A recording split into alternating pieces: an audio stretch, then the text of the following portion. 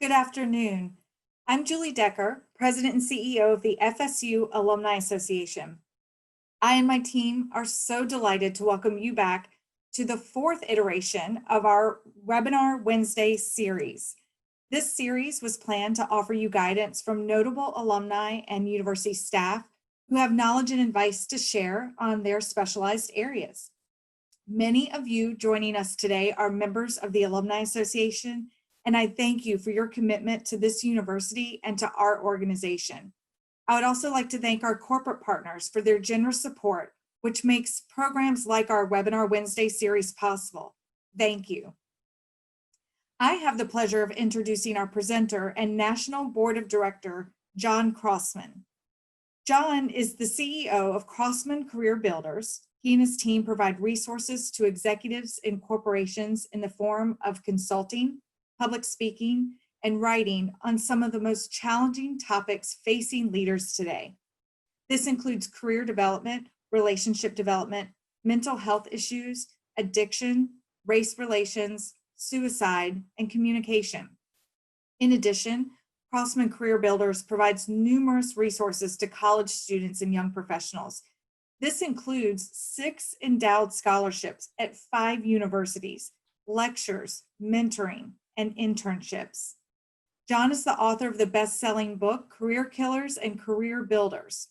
He graduated from FSU in 1993 with a BS in real estate. John was inducted into the FSU College of Business Hall of Fame in 2013, and he remains the youngest inductee of all time. Today, John will discuss his advice for leaders, the importance of a relationship development in crisis, and his advice for career development. Thank you so much for joining us today, John. We're so happy to have you. Well, thank you so much. I'm delighted to be here with you. And is it okay? I'll just go and get started. First off, I want to say that going to FSU and my experience there fundamentally changed my life. And I truly believe that every opportunity I can have to serve the university, to serve the Alumni Association is an honor. So I'm totally thrilled with that. And then secondly, I want to say, Julie, I'm just so impressed with your leadership, your staff and your team. You guys do amazing work, and you're doing exactly what I'm going to be talking about, which is being great leaders in a time of a crisis. So thank you so much. I want to start off by challenging all of you to visualize something with me. I want to visualize that you're at work and you're in an office building and you're doing your normal day routine at the office, and all of a sudden, you smell something and it's not right. And then you see some smoke, and then an alarm goes off, and you realize, man, this building is on fire. And this is not a drill, this is a real thing. And so you hustle like everybody else, and you run, and you get down the stairwell, and the doors open. As you go into the running in the parking lot, trying to get safe, you see a huge fire truck. And you see these firemen now running towards the building, and you immediately feel better because you know they're there, and they're there to help and keep everybody safe and put the fire out. So it's an interesting thing, because as a society, when we think about firemen are running into the building when everybody else is running out.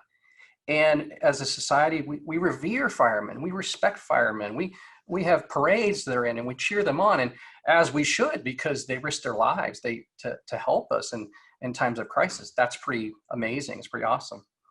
And when we think about what we're facing now with COVID-19, beyond the firemen, it's the nurses and the doctors and all these different people who are making sacrifices to take care of us. I actually went to my dentist this morning and got my teeth cleaned, and they had a process where they took my temperature in my car before I walked in. And, I could tell that they're all working hard, and it's stressful because their work requires so much more, right? So fire, the virus, leadership, right? So let's take that a step further with this COVID-19. What does that mean in the context of our economy being on fire, or a small business, being on fire, or a household being on fire? You might not, I'm not literally, of course, talking about that, but if you have a couple of 4 and 5-year-olds in your house for a month straight, you'll know what I'm talking about. I have 2 teenage daughters, and so I have moments of that myself that I kind of would prefer to have a fire. But my point being is this: is that leaders in times of crisis must be relevant. And as leaders, we need to make a choice to lean in and deal with these critical issues. Much like how a fireman is dealing with those issues, we need to be those. I will tell you that when I think about times like these as a leader, this might sound odd, but I feel energized in a way. I, of course, have all kinds of range of emotions dealing with things, but the reason why I feel energized is I know that my staff and my areas of influence need me. When things are going great, leaders a lot of times are not as relevant. But when things are tough, when things are bad, when things are hard, that's when we need leaders to step in. And so I would challenge you as an opening topic to think about, if you're a leader, you're the fireman. You're a mom and dad, you're the fireman. This is the time for you to push in and help deal with these big problems. The other thing I will tell you is that I will go and make this statement, that I predict to you that greatness will come out of these times. When we look back in our history, there are companies that started during the Great Depression. There are companies that were born out of the Great Depression, companies that were born out of the Great Recession. We know that all kinds of greatness has happened through history when times are really, really tough. They push into things. And so while the pain of the process is not fun, I don't wish that on anybody, of course, there is benefit to it, how it pushes us. So three things I want to touch on, and then Julie will get us back and we'll do some Q&A. So the first one I wanted to go a little bit deeper on was the topic of leading in crisis, and what does that look like? And just a few things I wanted to share. The first one is communication. A friend of mine wrote a book called Surviving the Economic Meltdown. He wrote it in 2008 when we were all going through such a tough time. And one of the things he talked about was a guy he knew that was going through bankruptcy. And what he did was every single Wednesday, he called his bank. And whether he had an update or not, he called them. He stayed in front of them. One of the guys I know that really liked that book, he and I and a couple other guys were partners on a big real estate deal. And the guy that was running our real estate deal died. And we thought he was murdered. And then we found out later on that he had committed suicide because he'd stolen a bunch of our money and he was about to get caught. And so the guy that took over the account to help figure this all out, he actually wrote all the investors, a small group of us, a letter once a week for a year, and then once a month for a year, and then once a quarter for a year. And then he got all our money out. And so now I never hear from him. I'm kind of kidding, but you get my point is that the communication, the dialogue is so key. It's not a time to shrink down. It's a time to be visible. The other aspect I want to talk about with leaders in crisis and communication, there is a real importance to listening. Sometimes I think leaders in times like these want to hunker down and just kind of like fight through it. And there's value in that, and I respect that. At the same time, you got to know that the people around you have all different kind of dynamics. You might be in an age that you're super healthy, and the people around you are super healthy and they're the right age, but they may have an elderly family member that maybe had a pre-existing health issue that's living in their house or living across the street, or again, maybe they have kids, young kids that they need to be concerned about. And so the people around you have sometimes there's irrational fear, but there's a lot of legitimate fear. There's a lot of legitimate issues. And so taking the time to listen to your staff, when I go back to firemen, isn't it interesting when you think about firemen or emergency response people, they're pretty calm, when they're doing things. And they're also heavy into communication because they're talking to it, listening to each other and gathering information. The second thing I wanted to say about leaders in crisis is that I think it's so crucial to adapt and be creative. The things that we did through the Great Recession in 2008, 2009 don't apply here. It's not the same situation. Back then, we were totally worried about the banks. Well, we're not worried about the banks today. Restaurants are things that we're really worried about. The movie theater industry we're worried about. We're worried about opening too soon, opening too late. And so we have to sort of adapt and be creative in this time. And so our old business plans in some ways get thrown out the window to adapt to what's happening now. And so I'll tell you two interesting things about that. One is that during the Great Recession, the real estate market was just awful. And I could have left my office every day at 2 o'clock because there were times when you just ran out of things to do. There was no deal flow. And so during that time, two of my nieces, who are now in their 30s, and back then they were teenagers or close to it, they both messaged me and said, Uncle John, why aren't you on Facebook? And I specifically remember saying, what is Facebook? I don't even know. I don't know what that is. I remember having a conversation like, what's YouTube, right? So these were new things. And so what I thought about is that in that time, we didn't have a lot of money. We had time, and marketing and being visible was, I thought, a good thing to do. So I had a 22-year-old college intern, and she and I just started going crazy on social media. We took a lot of calculated risk, but we got out there and pushed and pushed and pushed to try to make some things happen. And would you believe that about 8 months later, I got contacted by a Fortune 150 company, and they said, we're trying to figure out this whole social media thing. You didn't seem like you know what you're doing. Will you please come to our corporate offices and give us some training?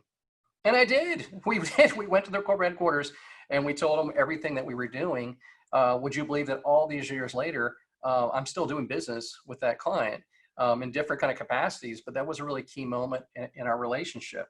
I would have never had that meeting or gotten into it if I wasn't forced to because of the tough time.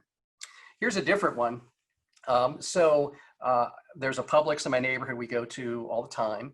And just a few doors down from it is my favorite restaurant, which is Sato Sushi. And so we get sushi all the time. So during this whole crazy crisis we've been through, Publix has had almost no toilet paper. But guess who has been selling toilet paper? That's right, Sato Sushi. The sushi guy is selling toilet paper.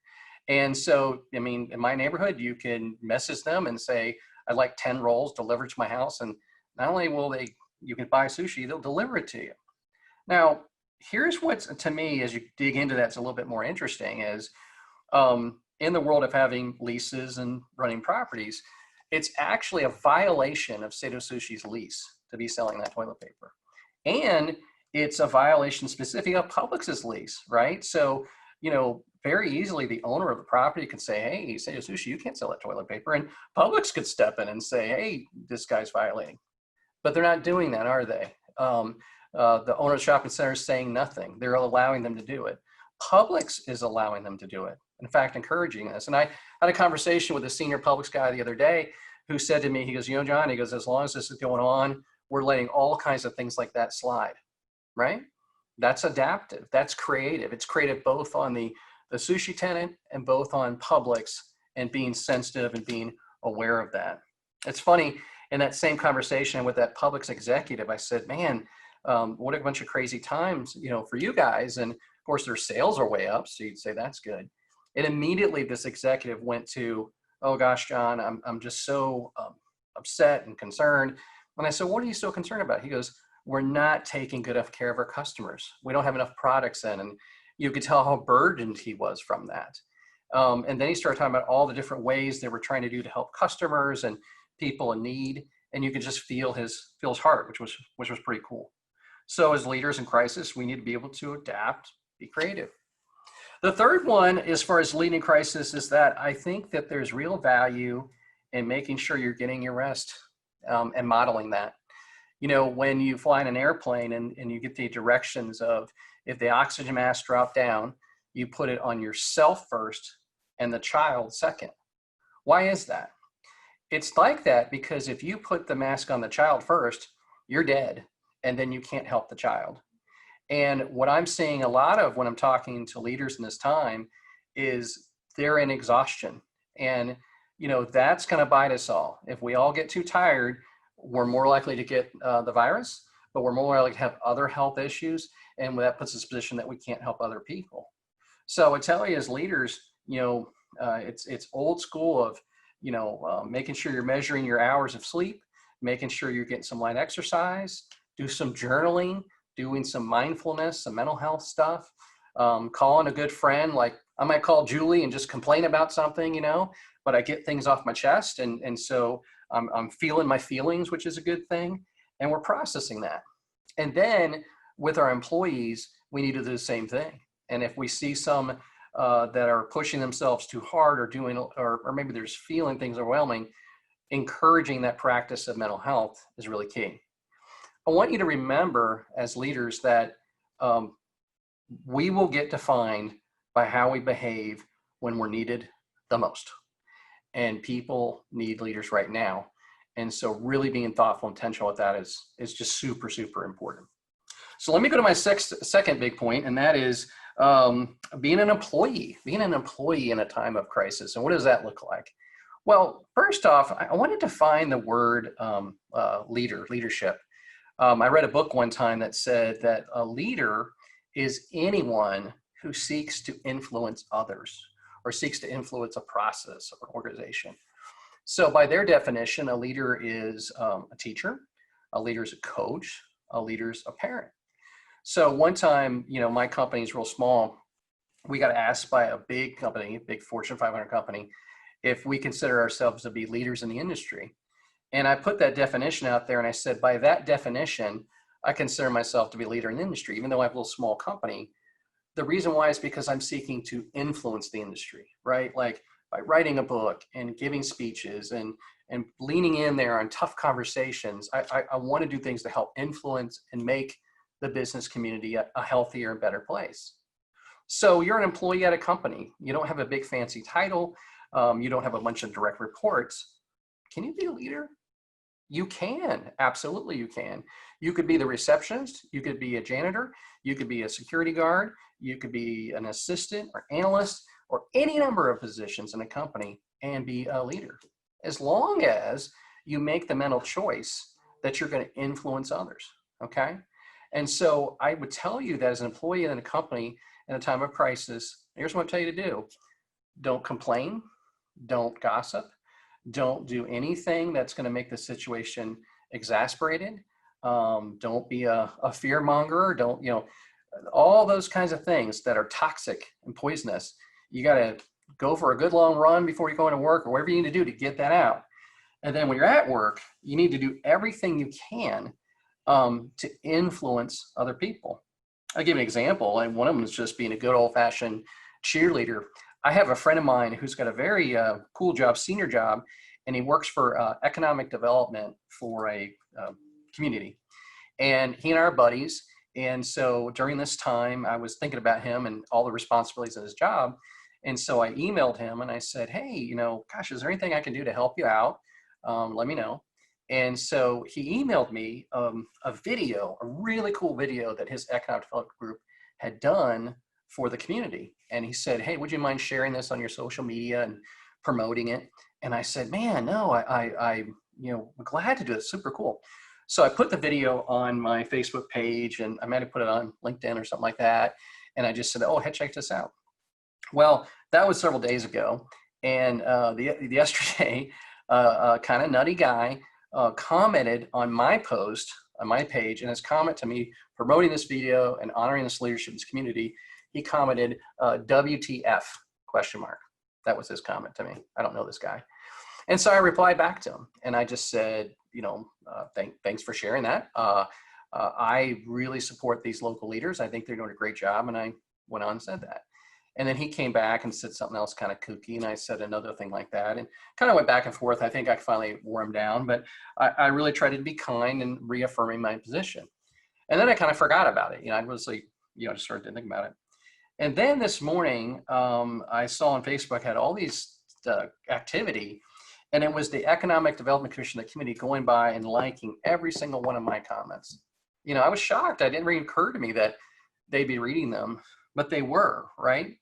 And that was encouraging.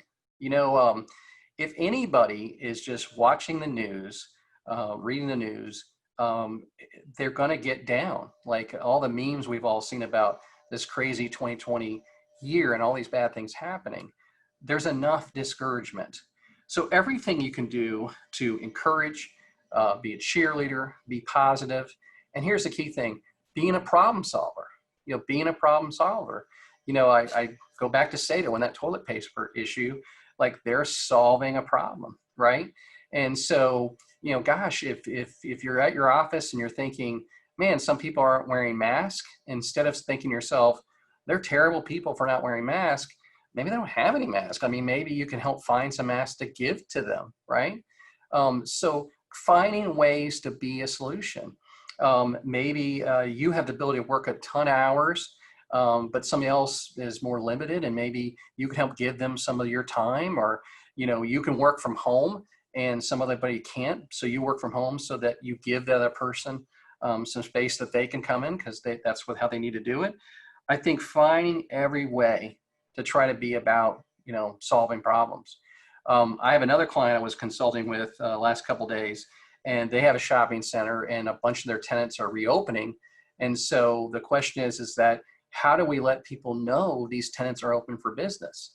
And so we just spent a lot of time brainstorming and then contacting different people and saying, what can we do to get people on property, and providing discounts and providing some, a free lunch at one restaurant or some free carry out. But that connectivity, that community, that positivity is such a key part of it. Most people complain, and then the second amount of people do nothing. And then the people that are out there really pushing positive and solutions and helping make a difference. I'm amazed at the number of things that I love that when I see on social media, I comment and post that I'm like the only one, or I'm only a handful of people. And I don't want to be defined by the things I hate, like the Gators. I do hate them. I'm kidding. No, I'm serious. But I don't want to be defined by that. What I want to be defined by is the things I love, and the things I'm passionate about, the things I care about, and the things that I want to make impact on. And so finding healthy ways to do that. So my last point is talking about leading or being unemployed in a crisis, or the way I was saying it is that how do you lead when you're unemployed in a crisis? Well, here's my simple piece of advice about it. First one, if you're unemployed, treat finding a job as a full-time job. So what does that mean? That means get up at 6:30 in the morning and do some exercise, eat a healthy breakfast, get ready for the day. And then at 8:30 in the morning, you're working at 8:30, doing everything you can to find a job. And somebody might say, well, there's nothing to do. That is not true. There's all kinds of ways that you can reach out and communicate and, contact people, work your contacts, work your relationships, and reach out to folks. And work until 12, take a lunch break, then commute back working until 5:30. Like, set your day that you're working regular hours and until you find something. Now, what if you start doing that and you're like, gosh, John, honestly, I can't find anything. Then my advice would be is volunteer. Spend a bunch of that time trying to find volunteer work. And you might say, well, gosh, John, where can you possibly, volunteer? Well, you just don't know until you ask, and you never know what organizations might need some help. But what happens is when you volunteer, it gets your mind going. You're being creative. It helps your energy level. You can be more positive and uplifting. You're helping somebody. You never know if that volunteer position may become a permanent position, right? Maybe you could do something and that comes into a full-time job, okay? And then also it gives you reason to be public. I talk about being encouraging, but if you go onto your LinkedIn and social media and you just say, hey, this week I'm volunteering at, whatever organization, whatever you're doing, and promoting it, it helps to keep you top of mind.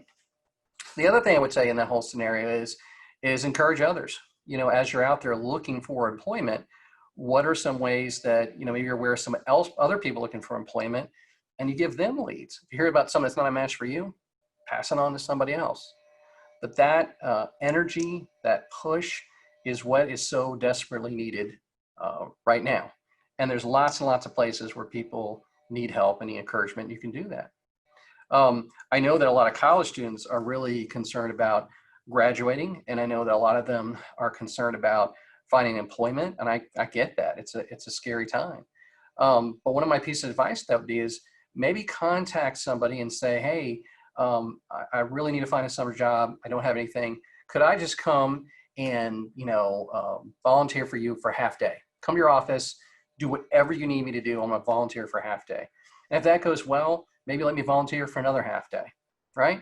At the same time, you're still looking for a job. If you get a full-time real job, that's great. But you're just making that effort to lean in and build those relationships with people. Last thing with all this, I would tell you is that, I talk a lot about the importance of relationship development. And, what does that mean? Well, part of it, what it means is leveraging all the different connections you have. And sometimes people say to me, well, I don't really have a lot of connections. And I'm like, well, you probably have more than you think. That's one of the reasons why you're involved with Alumni Association. That old expression, it's not what you know, it's who you know.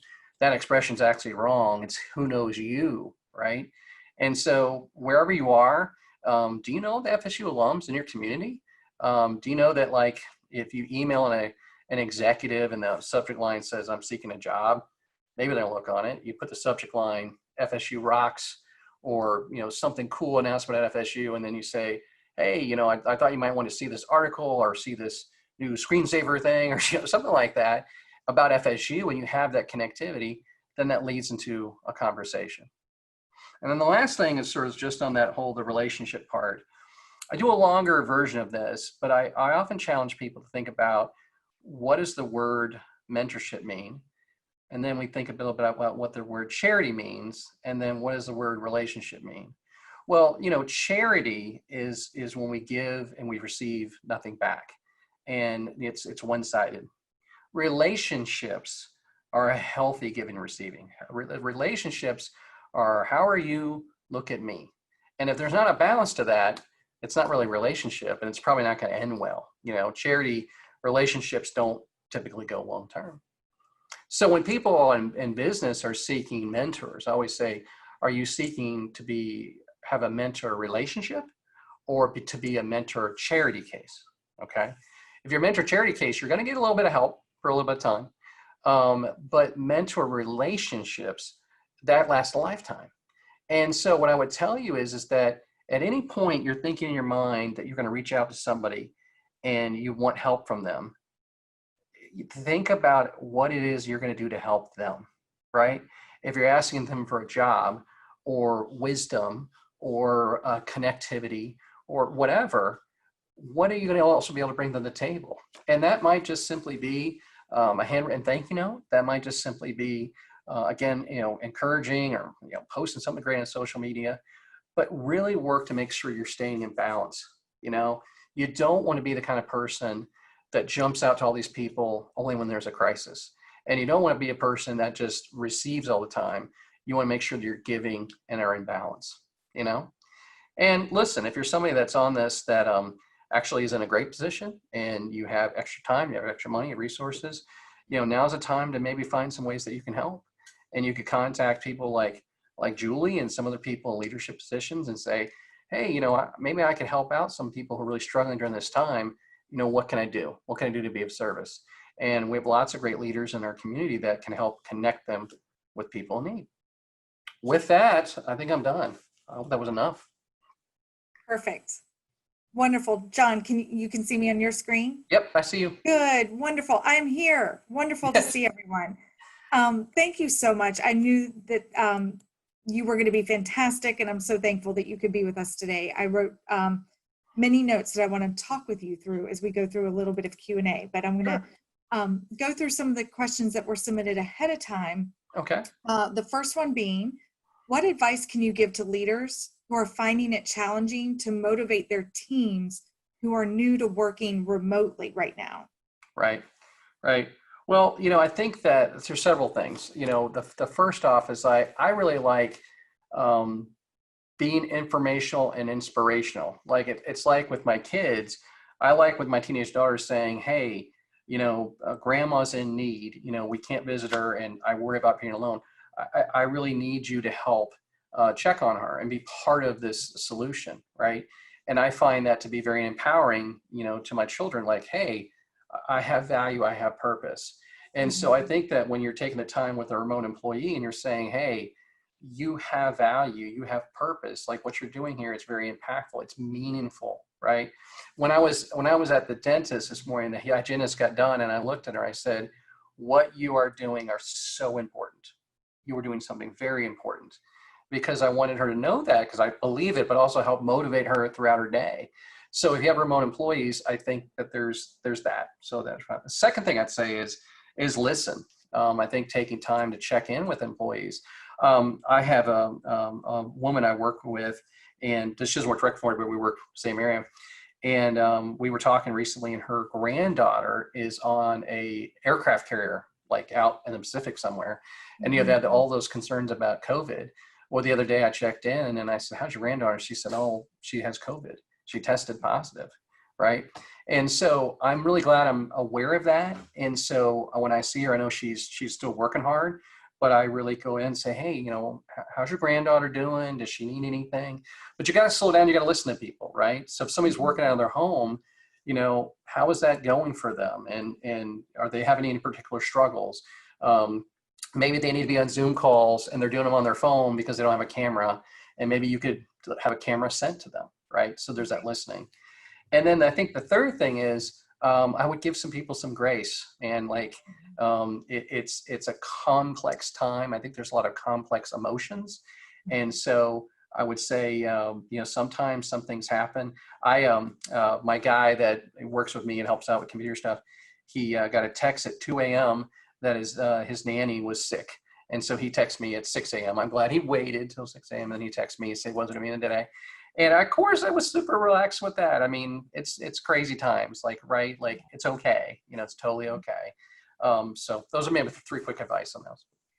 So in your book, Career Killers and Career Builders, you give a lot of recommendations for millennials. What advice from that book do you think can be applied to those more seasoned professionals who are probably 2 or 3 jobs into their career, or maybe have had a good career span? Yeah.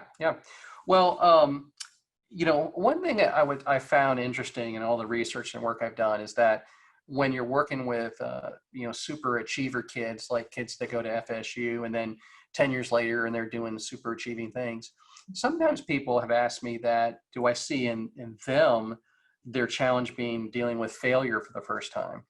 And I don't see as much as that as I have seen people in their 30s realizing that achievement didn't fill them up the way they thought it would, right? And so what I would tell you is that, to answer your question, if somebody's like in their 30s or 40s, and I'm pushing 50 and that kind of stuff, I have had in my 40s, I have learned some stuff that I have found embarrassing. I'm embarrassed I learned in my 40s. I don't know how I did miss that and learned earlier. And so I would tell you the advice from the book is to really lean into yourself. And that might look like seeing a professional counselor. You know, like sometimes I was telling somebody this morning, I said, you know, one of the ways to look at your life is what gets you really angry, like, and what doesn't impact you at all. I'll confess this to you, Julie, that there was a time in my life that I got more angry about FSU losing a football game than I did about homeless in my community, right? And when I really reflected on that, I was like, gosh, that is embarrassing. That is embarrassing. And it's not that I shouldn't cheer for FSU. I should. Every good American should. But you know, being concerned about people in the community, obviously that is more important, and working that through. Why is this important? So I would tell people, like, really looking to understand your feelings, your wounding. What is your driver? What's driving you to do what you're doing? And so, and I will tell you that to learn that about yourself requires a lot of hard work. All of us, you know, Anthony Bourdain, Kate Spade, these were people well into their careers. I mean, at the height of their careers, and then they took their own lives. How does that happen, right? Everything they had wasn't getting them there. And so I would submit to you, there probably was some internal wounding they weren't quite processing through. And so to deal with that, you have to add skills. It takes a lot of painful, hard work, and it's very worthy. It's very, very worthy. I'm not the same person I was 10 years ago, and I don't think I'm the same person I was 5 years ago. And to get where I feel a lot healthier and more peaceful in my life has been very painful and very rewarding. So when you mentioned going to the dentist and they took your temperature, and you told the woman, thank you, this is important work. And not to placate her, because you said you believe that's important work. And I find you and our interactions for you to be very readily accessing your understanding of those values and those beliefs that way. And it sounds to me like some work you did in your 30s and 40s led you to better articulate that, which means probably removing some fear, which you talked about earlier. Fear leading to certain behaviors. What do you think are the 1 or 2 things that you did to get to the core of addressing that fear, or might you advise others to address their fears? So one thing I would tell you that made a lot of mistakes, did something. One of the things I think I did right was, I will tell you that when something big enters your life, you need to take something big out. And look, I'm a guy that I would love to sleep in every Saturday morning and watch College Game Day and then watch 12 hours of football. And when I was in college, I never missed a game. When my daughters were born, and of course now they're 16 and 15, from the time they're born until today, I've seen one full college football game. One. Mm. And it's not that I don't love it. It's that as they came into the world, I pushed that aside to be focused on them. And I'm really glad I'd made that investment. And so I think that, you can't be so busy that there's no time to think and feel and process things. So I think you got to go through seasons and put things on shelves and learn how to say no. The second thing I would tell you is that I wish I could tell you that I'm so mature and so enlightened that I was able to come to some conclusions. But I think the two quick ones. One would be is in 2004 when my dad passed away, and then I went through some really stressful times at work and things like that. And I found myself being very, very angry. I have some angry stories, Julie, that you would be impressed by, maybe. I don't know. But my wife encouraged me to go to counseling then, and going through that counseling, like, again, why am I so angry? Like, my anger on a scale of 1 to 10 probably made sense if I was at a 4, but I was at a 9, right? So what was that about? And so maybe it was that I hadn't really dealt with the grieving and loss of my father, right? And so that counseling was helpful. And then the second one was when I was 42, I think, I went through a battle with clinical depression. And I mean, to this day, it's like shocking to me that I'm saying that to you. But I will tell you that I started feeling the physical symptoms of it. I didn't know what it was. And I went to my medical doctor, and the doctor diagnosed me, and I was on Klonopin and Zoloft for 1 year. And then I did some more counseling, things like that. So one of the things else I would tell you is that, we need professionals, we need arrows in our quiver of people that are resources to us. And I would tell everybody that's seen this, get an annual physical. No matter what your age, get an annual physical every year. Have a doctor, right? And then know that sometimes when you start feeling feelings of overwhelming sadness or overwhelming anxiety, right? Sometimes that's medically related. You're not going to just tough that one out. And if you think, oh, I'm just going to drink my way out, no, don't do that, or eat the way out, which is what I like to do. You're not going to get there. It's going to get worse. And so the medical side, like a psychiatric medical side, and then skill set from a counselor. So both of mine were really more of necessity situations. But, I was an athlete at FSU, and I really respond well to coaching. And so when I've gone to doctors or counselors, I really have a notepad, and I take it very seriously. And I will encourage, anyone listening to do the same thing. Oh, and by the way, if anybody hears this and they are suffering and some of those things like that, they absolutely could message me, and I'm happy to tell my story or refer them to somebody or talk about it. Thank you, John. I love your vulnerability always. And I consider you a most trusty and trustworthy mentor and partner in my own FSU journey. So my one last question, easy. What is your favorite FSU memory? I was 18 years old, and I walked into Doak Campbell Stadium for it was the 1989 FSU Miami game. And just looking at that stadium with that crowd and that spirit and those fans, it was just an extremely awesome moment for me, a very, very defining. Like, there's something about a unity of a crowd that's feeling the same emotion at the same time. That we all in agreement that the Hurricanes are just awful people, but that spirit, that was back when we had the spear that was lit up. People remember that. And, as soon as you said that, that's that moment. It was just fairly impactful to me. It was a great day. Good stuff. That's awesome.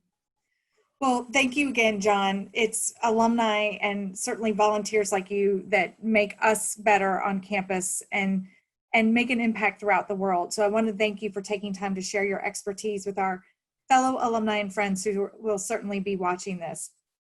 For those of you who are joining us today, I hope you will make plans again for next Wednesday when we have Loretta Jackson Brown. She's the Health Communications Specialist within a division of the CDC and a former Inspire Award winner with the FSU Alumni Association. She'll share her thoughts on accessing trusted, credible health information in the situation we find ourselves in these days. For more information about the FSU Alumni Association, visit our website. We want to hear from you. Thank you for joining us today. And as always, go Noles.